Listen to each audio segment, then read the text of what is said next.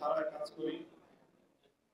আমরা বেশ কিছু দল এবং সংগঠন রয়েছে যারা বাংলাদেশে ইসলামী রাজনীতির চর্চা করি এবং ইসলামী একটি রাষ্ট্র প্রতিষ্ঠার জন্য আন্দোলন করি, একটা আদর্শিক জায়গা থেকে।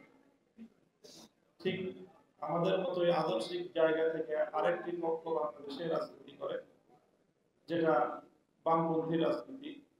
তারাও অনেক কিছু অত্যন্ত সৎ এবং ভালো কিছু কর্মসূচি নিয়ে বামপন্থী দলগুলো রাজনীতি করে। ইসলামপন্থী এবং বামপন্থী রাজনীতিতে অধিকাংশ সময় দুই মেরুতে অবস্থান করে থাকে।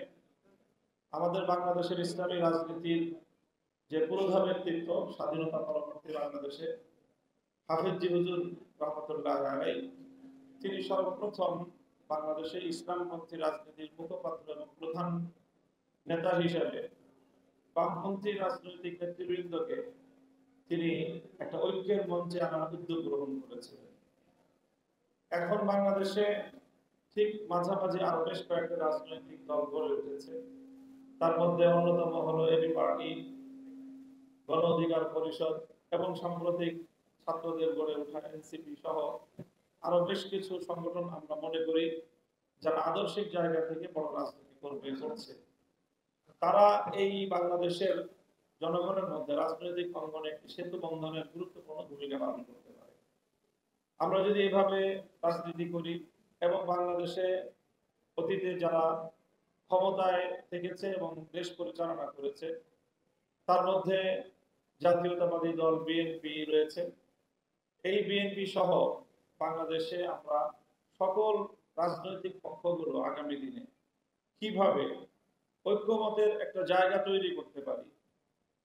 ফ্যাসিবাদী শেখ হাসিনার যে রাজনৈতিক প্রধান দর্শন ছিল যে বাংলাদেশকে বিভক্ত করা এবং বাংলাদেশকে বিভক্ত করে দেশের মানুষের মধ্যে এমন একটা সংঘাত তৈরি করা যাতে দেশটা কখনোই শান্ত হতে না পারে, ডিভাইড অ্যান্ড রুলের যে পলিসি সে অনুসরণ করেছিল, ফ্যাসিবাদের সাথে সাথে তার এই নীতি যেন বাংলাদেশ থেকে চিরতরে উৎখাত হয়।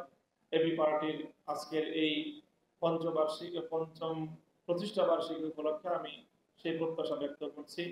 আজকে আমাদের সাথে এখানে অনলাইনে যুক্ত আছেন যুক্তরাজ্য থেকে জাতীয়তাবাদী দলের প্রধান কাণ্ডারি ভারপ্রাপ্ত চেয়ারম্যান জনাব তারেক রহমান সাহেব। তিনি আমাদের সাথে আজকে এখানে এই সমাবেশে বা এই সম্মেলনে সংযুক্ত হয়। আমি ব্যক্তিগতভাবে বিশেষভাবে তাকে অভিনন্দন এবং স্বাগত জানাচ্ছি। সকলের মঙ্গল কামনা করছি। আসসালামু আলাইকুম।